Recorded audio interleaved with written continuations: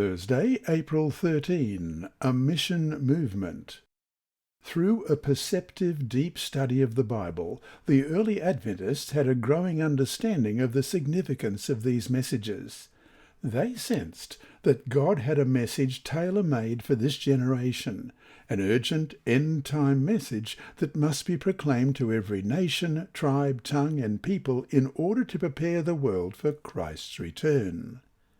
The messages of the three angels have been the motivation for Adventist missions since its beginnings. In 1874, the General Conference sent out our first missionary to Europe. Ellen G. White called John Andrews the ablest man in our ranks. Andrews spoke at least 7 languages, could repeat the New Testament from memory, and knew most of the Old Testament. He was a brilliant scholar, a prolific writer, a powerful preacher, and a competent theologian. Why send a man like that to a place where there were very few believers? Why send the ablest man you had to an unknown mission field? And why was he willing to go? His wife had died a few years earlier. Why would he be willing to leave family and friends behind in America and sail with his 2 children to an unknown land, risking all for the cause of Christ? There is only one reason. He believed that Jesus was coming soon and that the message of end-time truth must go to the entire world.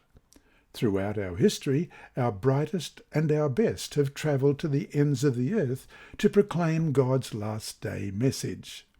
They were teachers, medical personnel, pastors, farmers, mechanics, carpenters, and tradesmen of all types.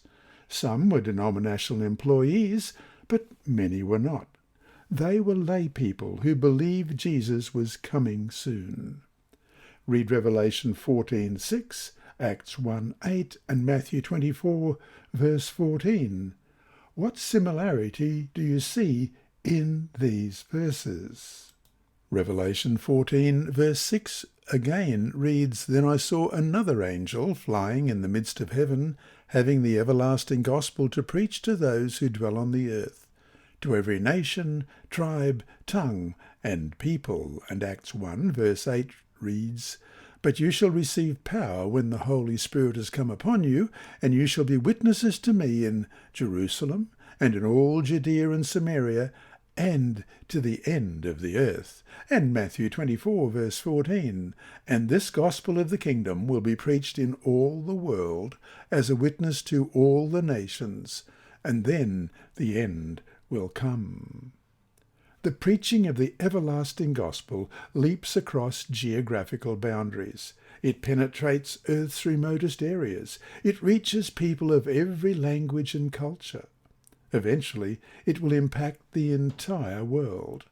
How fascinating to know that our message has so far reached more than 210 of the world's 235 countries recognized by the United Nations. And so to finish today, what role could you play, and how could you better play it, in helping spread the three angels' messages to every nation, kindred, tongue, and people? This lesson was read by Dr. Percy Harrold for Christian Services for the Blind.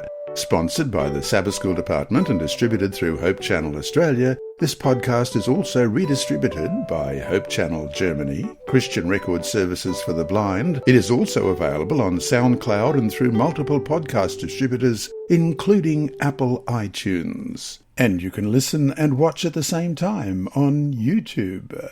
Remember, God is always faithful.